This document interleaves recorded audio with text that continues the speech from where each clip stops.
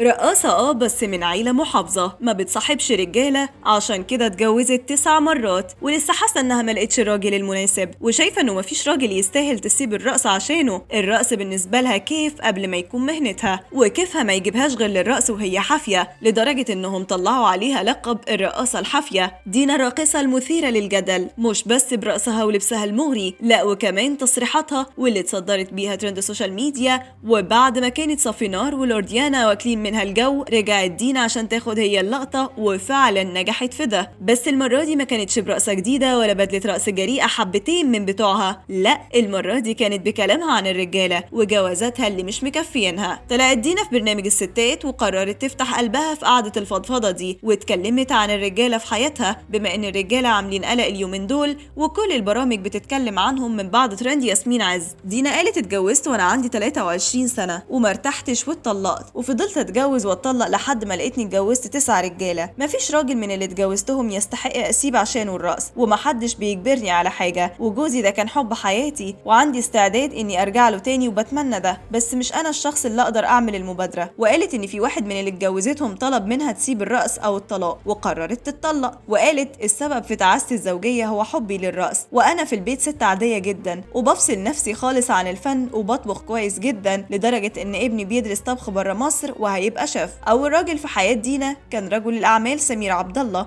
اللي فضلت متجوزاه في السر لسنين طويله، والسر اتكشف لما دينا رفعت عليه قضيه طلاق، وقالت انها ندمت على ارتباطها بيه. وبعد ما انفصلوا طلعت دينا واعلنت اعتزالها للرقص، ومفيش كام شهر وترجع تاني ترقص. الظاهر كده ان الجوازه الاولانيه ما عقدتهاش ولا حاجه، بالعكس دي فتحت نفسها على الجواز اكتر واكتر بالرغم من كل العيوب اللي كانت فيها. فراحت اتجوزت المخرج سامي الباجوري وخلفت منه ابنها الوحيد، وبعدها برضه اتطلقت. وفضلت دينا تتجوز وتتطلق كده لحد ما لقت نفسها متجوزه 9 مرات، كان في 3 منهم بره الوسط الفني، وجوازه منهم كانت متجوزه فيها شاب قد ابنها، وما كانتش معترفه بالجوازه اصلا غير لما اتسربت لها صور معاه وهم في اوضاع مخله. وتقريبا فضايح الزواج السري مع دينا ما بتخلصش، لان برضه جوازها من رجل الاعمال حسام ابو الفتوح انتهى بفضيحه، والمره دي كانت فضيحه بجلاجل، وهي فضيحه السي دي المشهوره. اتشهرت دينا كمان بانها من اجرأ الراقصات في مصر والوطن العربي، وده بسبب حركاتها المثيره في الرقص، ده غير هدومها اللي كانت بتتعمد تختارها عشان تثير بيها الجدل. وكمان اتشهرت انها بتحب ترقص حافيه، لدرجه انهم طلعوا عليها لقب الرقاصه الحافيه. وعمرو الليثي كان بيقول عنها اخر حبات عنقود الرقص الشرقي الراقي في مصر.